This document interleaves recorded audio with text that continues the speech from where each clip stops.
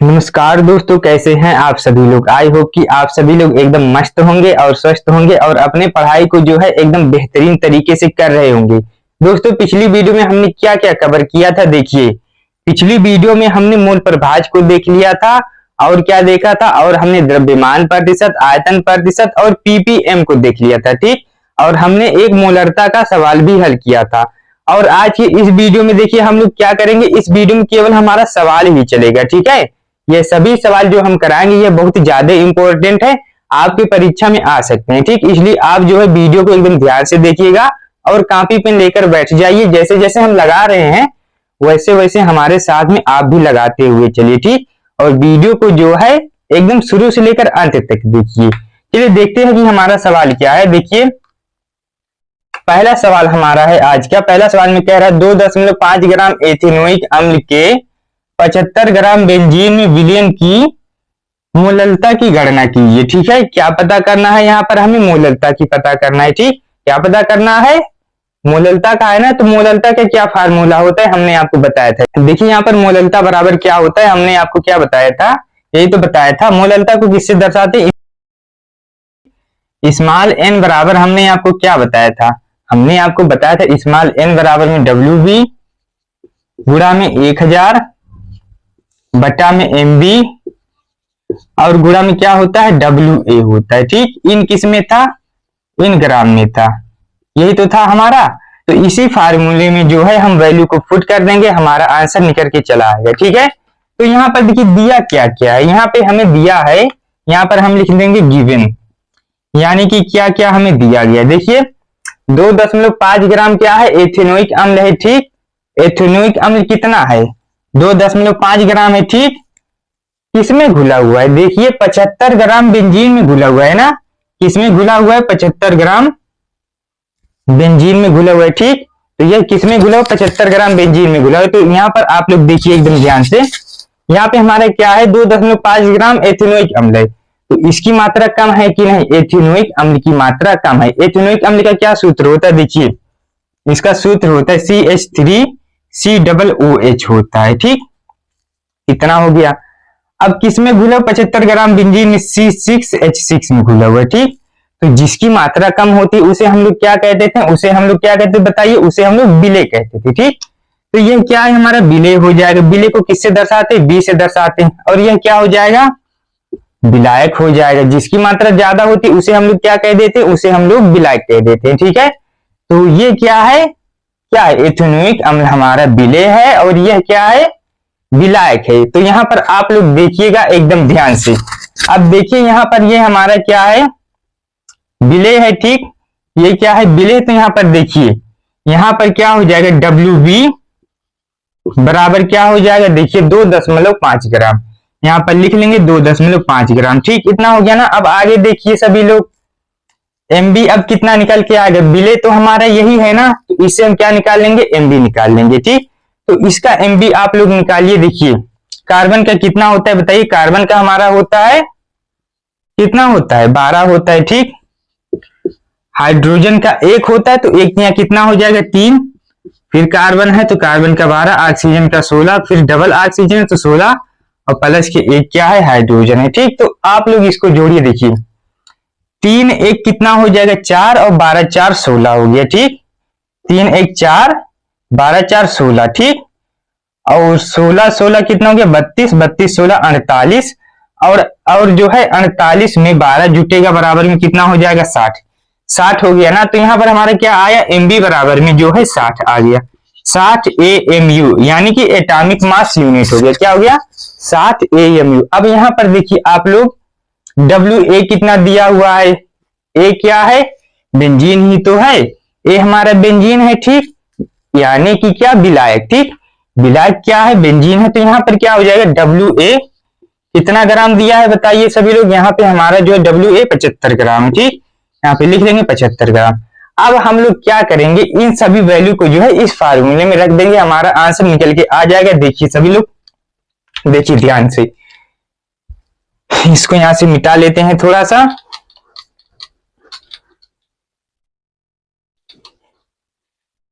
देखिएगा एकदम ध्यान से। अब चलिए इस वैल्यू को हम यहाँ पर पुट करते हैं। देखिए डब्ल्यू बी कितना दिया हुआ है, यहाँ भी कितना है 2.5 ग्राम, ठीक। और गुणे में क्या है 1000 होता है। एम बी कितना आया है हमारा 60 निकल के यहाँ पर हो जाएगा 60, और क्या है गुणा में डब्ल्यू ए ना, तो डब्ल्यू ए हमारा कितना है 75 ग्राम बेंजीन है, ठीक है। इतना हो गया ना। अब आप लोग देखिए इसको हम यहाँ से काटते हैं, एक जीरो से एक जीरो कटा, ठीक। अब ये दशमलव यहाँ से हटाएंगे तो एक जीरो नीचे चला आएगा, तो यह जीरो जो है इससे काट दीजिए, ठीक। इससे कटा। अब इसको जो है कितना बचा, ऊपर ऊपर जो है 25 बचा ना, तो 25 तिया कितना हो जाएगा, कितना हो जाएगा 25 तिया 75 हो जाएगा, ठीक। तो यहाँ पर 3 हो गया। अब निकल के देखिए ऊपर कितना है, ऊपर जो है 10 बचा है, ठीक। और 3 छह कितना हो जाएगा 18, तो यही हमारा क्या हो जाएगा आंसर, ठीक। ये हमारा क्या हो जाएगा मोललता इतना निकल के आ जाएगा, ठीक है। तो आप लोग इतना लिखिए और उसके बाद चलिए हम अगले सवाल की ओर बढ़ते हैं, ठीक है। आप इतना लिख लीजिए पहले। चलिए इसको अब हम यहां से मिटा देते हैं। देखिए दोस्तों हम लोग यहाँ पर अपने अगले प्रश्न को भी लिख लिए हैं। तो देखिए प्रश्न में क्या कह रहा है, प्रश्न को जो है एकदम ध्यान से पढ़ेंगे। देखिए प्रश्न में हमसे कह रहा है, प्रश्न नंबर 2 हमारा है, कह रहा है 250 सेंटीमीटर क्यूब या क्यूबिक सेंटीमीटर या ml, तीनों एक ही चीजें होती है, ठीक है। अब इधर देखिए बिलियन में 9.8 ग्राम H2SO4 विलेय है। बिलियन की नॉर्मलता ज्ञात करो। क्या पता करना है, बिलियन की नॉर्मलता यहाँ पर हमें पता करना है, ठीक है। अब नॉर्मलता को हम किससे दर्शाते हैं, देखिए सभी लोग नॉर्मलता को हम कैपिटल एन से दर्शाते हैं, ठीक है। तो नॉर्मलता को पता कर लीजिए, पहले जो फार्मूला लिखिए, देखिए कैपिटल एन बराबर यहां से हमारा क्या होता है, आप लोग देखिएगा एकदम ध्यान से, डब्ल्यू बी गुणा में 1000 बटा में EV into V in ml। हमने आपको ये सभी चीजें एकदम अच्छी तरीके से समझाई हैं, ठीक। अगर आप नहीं देखे हैं तो डिस्क्रिप्शन बॉक्स में लिंक है, जाके देख सकते हैं। और देखिए यहाँ पर देखिए क्या है, डब्ल्यू बी है और ई बी ना, तो डब्ल्यू बी यहाँ पर ऊपर कितना है देखिएगा सभी लोग ध्यान से। देखिए पढ़िए पहले प्रश्न को, क्या कह रहा है 250 सेंटीमीटर क्यूब या क्यूबिक सेंटीमीटर या ml, मतलब कि ये हमारे क्या है आयतन दिया है, ठीक। तो यहाँ पर v बराबर कितना दिया है 250 ml, ठीक। और पढ़िए प्रश्न को, और कह रहा है बिलियन में 9.8 ग्राम क्या है H2SO4 विलेय है। कितना 9.8 ग्राम क्या है H2SO4 विलेय, यानी कि विलेय कितना दिया हो 9.8 ग्राम, ठीक। और विलेय को हम किससे दर्शाते हैं, देखिए यहाँ पर क्या है 9.8 ग्राम ना, तो डब्ल्यू बी विलेय को किससे दर्शाते हैं बी से, और किसमें है ग्राम में ना, इसलिए यहाँ पर हम क्या लगा दिए हैं डब्ल्यू। डब्ल्यू बी कितना हो जाएगा 9.8, ठीक। और आगे देखिएगा सभी लोग, देखिए H2SO4 ना, तो इसकी जरूरत है कि नहीं अभी, हाँ जरूरत है, क्योंकि यहाँ पर EV है ना, EV क्या होता है तुल्यांकी भार होता है। तो हमें क्या करना है यहाँ पर तुल्यांकी भार भी ज्ञात करना पड़ेगा। तो देखिए सभी लोग H2SO4 है ना, तो H2SO4 यहाँ पर लिखिए H2SO4, तो इसकी हम क्या ज्ञात करेंगे, क्या है हमारा अम्ल है ना, तो इसकी क्षारीयता हम ज्ञात करेंगे। इसकी क्षारीयता कितनी होती है हमने आपको बताया है एकदम विस्तार से। चलिए हम यहाँ पर H2SO4 का स्ट्रक्चर बनाते हैं। देखिए सभी लोग ध्यान से, ये क्या है सल्फर है, इसका पहले लेविस डॉट स्ट्रक्चर ऐसे बना दीजिए, ठीक। लेविस डॉट स्ट्रक्चर हो गया। अब चारों तरफ क्या आ जाएगा ऑक्सीजन, क्योंकि 4 ऑक्सीजन है, ठीक, 4 ऑक्सीजन आ गया, ठीक। अब इन सभी का भी लेविस डॉट स्ट्रक्चर बनाइए सभी लोग, देखिए 1 2 3 4 5 6, ठीक। 1 2 3 4 5 6 इतना हो गया, 1 2 3 4 5 6, 1 2 3 4 5 6। अब यहाँ पर क्या बनेगा डबल बंद बन जाएगा, और यहाँ पर भी क्या बनेगा डबल बंद, यहाँ पे सिंगल, यहाँ पे सिंगल, इधर एक हाइड्रोजन आ जाएगा और एक हाइड्रोजन जो है यहाँ पर आ जाएगी। यहाँ पर देखिए ऑक्सीजन के साथ कितना हाइड्रोजन है, एक यहाँ पर है और एक यहाँ पर है, तो मतलब कि इसकी क्षारीयता कितनी हो जाएगी, इसकी क्षारीयता हमारी 2 हो जाएगी, ठीक। इसकी क्षारीयता 2 हो जाएगी, तो तुल्यांकी भार अम्ल का हम कैसे ज्ञात करते हैं, अम्ल का तुल्यांकी भार हम कैसे ज्ञात करते हैं, देखिए यहां पर हो जाएगा EB बराबर में इसका आणविक द्रव्यमान कितना होता है 98 होता है। सल्फ्यूरिक अम्ल का आणविक द्रव्यमान कितना होता है 98। अब हम लोग यहाँ पर क्या कर देंगे, सल्फ्यूरिक अम्ल का जो है आणविक द्रव्यमान ज्ञात कर देंगे। तो देखिए सभी लोग एकदम ध्यान से देखिएगा, ये हमारा क्या है हाइड्रोजन ना, तो हाइड्रोजन का परमाणु द्रव्यमान कितना होता है, 1 होता है। एक लेकिन कितना बार है, 2 बार, तो यहाँ पर 1 दूना क्या हो जाएगा, 2, ठीक, और प्लस लगा देंगे। ये क्या सल्फर ना, सल्फर का कितना होता है हमारा 32 होता है, 32 हो गया, ठीक। ऑक्सीजन का कितना होता है 16, 16 लिख देंगे, ठीक। और कितना बार है, 4 बार है, तो यहाँ पे लगाएंगे 4, 16 चौक कितना हो जाएगा 64, 64 दो कितना हो गया, 64 दो कितना हो जाएगा बताइए सब लोग, 64 दो हमारा 66, और 66 32 हो जाएगा 98 AMU। कितना हो गया 98 AMU, ठीक। और EB हम कैसे ज्ञात कर लेंगे, इसमें 2 से भाग कर देंगे, कितना हो जाएगा 49 हो जाएगा, ठीक। EB हमारा निकल के आया 49। अब जो है इन सभी को हम इस फार्मूले में रख देंगे तो हमारा आंसर जो है आ जाएगा। देखिए सभी लोग, इसको हम यहाँ से मिटा देते हैं। यहाँ पर जब हम रखेंगे तो हमारा आंसर डायरेक्ट निकल के आ गया। यहाँ पर हो जाएगा कैपिटल N बराबर में, देखिए WB कितना है, WB कहाँ है, WB यहाँ पर हमारा जो है कितना दिया है, देखिए 9.8 ना, 9.8, ठीक। और गुणा में क्या है 1000 ना, तो यहाँ पे लिख देंगे 1000। और क्या है, और हमारा है, और क्या है, देखिए EB जो है हमारा 49 निकल के आया है, तो यहाँ पर लिख देंगे 49, ठीक। और क्या है, देखिए V कितना है, V 250 ml है, तो यहाँ पर हो जाएगा 250, ठीक। इतना हो गया ना, 0 से 0 कट गया। और क्या हो जाएगा, देखिए ये वाला जो है दशमलव यहाँ से हटा तो 1 0 फिर से नीचे आ जाएगा, तो यह 0 से यह 0 कटा, ठीक। अब यहाँ पर क्या हो गया 98, तो 49 दूना कितना हो जाएगा 98, ठीक। कितना हो गया ना। अब 10 दूना कितना हो जाएगा बताइए, 10 दूना हो गया 20 और बट्टा कितना 25, तो ये हमारा क्या हो जाएगा आंसर हो जाएगा, ठीक है। अब चलिए हम लोग अगले प्रश्न की ओर बढ़ते हैं। अगला प्रश्न हमारा क्या है, आप लोग इतना लिखिए, फिर उसके बाद हम इसको मिटा के अगले प्रश्न को देखते हैं, ठीक है। देखिए दोस्तों, हम यहाँ पर अपने तीसरे प्रश्न को भी लिख लिए हैं। देखिए क्या है हमारा तीसरा प्रश्न। यहाँ पे हमारे तीसरा प्रश्न में क्या रहा है, 75 ग्राम बेंजीन में 2.5 ग्राम एथेनोइक अम्ल घुला हुआ है, इस विलयन की मोल प्रभाज ज्ञात कीजिए। यहाँ पे हमें क्या करना है, मोल प्रभाज पता करना है। तो एकदम ध्यान से देखिएगा, इस प्रश्न को बहुत ज्यादा इंपॉर्टेंट है, ठीक है। देखिए यहाँ पर मोल प्रभाज पता करना है ना, तो जो जो सबसे पहले हमें दिया है उसको पहले लिख लेंगे।